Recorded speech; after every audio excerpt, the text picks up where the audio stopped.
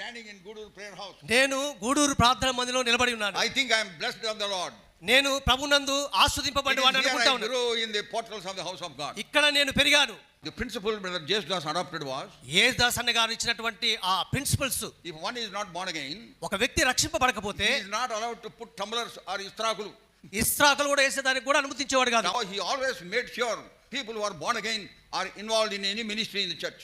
మందిరంలో ఉన్నటువంటి ఏ పరిచర్యలో వాడబడినా సరే వాళ్ళు తిరిగి జన్మించి ఉండాలి. The children of Israel left Egypt. Israel ప్రజలు ఐగుప్తుని విడిచినప్పుడు A mixed multitude also followed them. మిశ్రిత జనం కూడా వెంబడించారు. They were the people who made children of Israel to grumble and murmur all through. వాళ్ళే ఇశ్రాయేలు సనుక్కునే గొనుక్కునేటట్లు చేశారు. That is why we are very, very careful.